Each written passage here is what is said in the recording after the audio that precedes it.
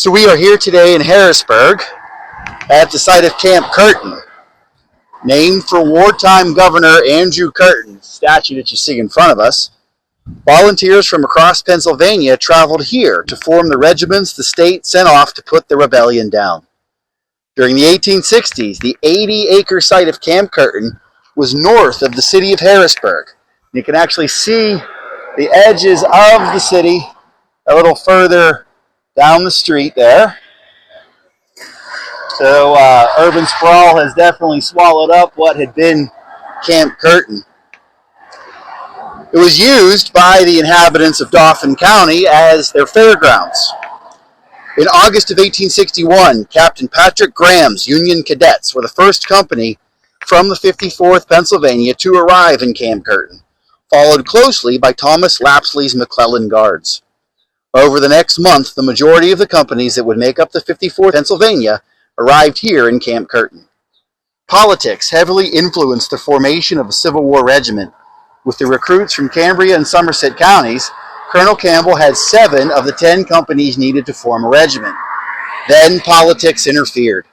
Several individuals promised the rest of the men for Colonel Campbell's regiment to enter active service, but they wanted favors in return. From Somerset County came an offer of 200 of the Glades boys who will join your standard this week if A. Colburn is appointed major. Another proposed Captain Cummins, stating, "No man did more to send off and recruit the volunteers of this county." Still more proposals arrived for appointments, the regimental surgeon and sutler. Colonel Campbell promised one of the more coveted positions to John Linton for helping recruit the men from Cambria County, and he held to his word. His moral stance kept the 54th Pennsylvania here in Camp Curtin longer than most regiments, but Colonel Campbell eventually recruited the necessary men for his regiment.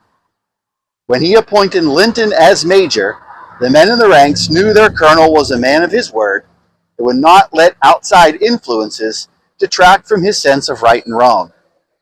While in Camp Curtin, the men in the 54th Pennsylvania started to drill and learn the basics of soldiering. Soon, Adjutant William Rose wrote in a letter, "The effective force of the regiment is 950 men, well armed, well drilled, and anxious for the grand advance on Richmond. Although we have had the misfortune to be kept in waiting for a long time, we now go out with flying colors.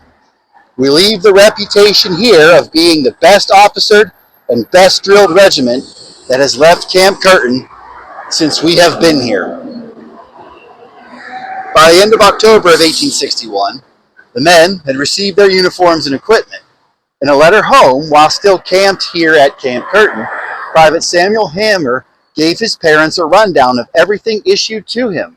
He wrote, "We now have our full uniform, which consists of one overcoat with a great cape to it like an Amish man's and weighing 10 or 12 pounds, one blouse or smaller coat, one pair of pants, 2 pairs of drawers, 2 shirts, 2 pairs of socks, 1 pair of shoes, and a cap.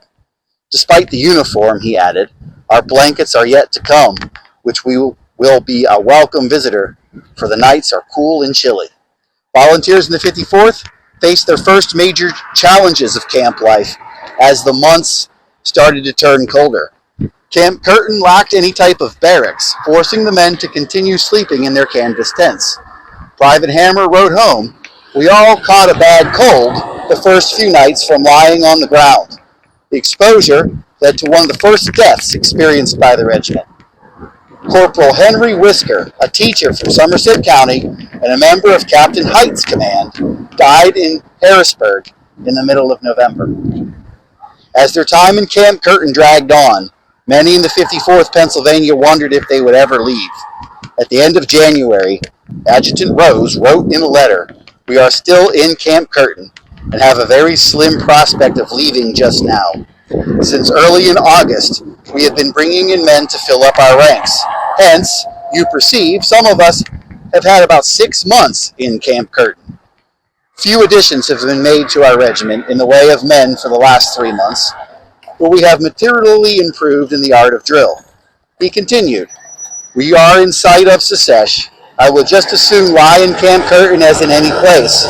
It is decidedly unpleasant to loiter here for 6 months, far removed from the danger of any attack from the champions of the CSA. Finally, on February 27, 1862, the long-awaited orders for the 54th Pennsylvania to leave Harrisburg in Camp Curtin for active service arrived.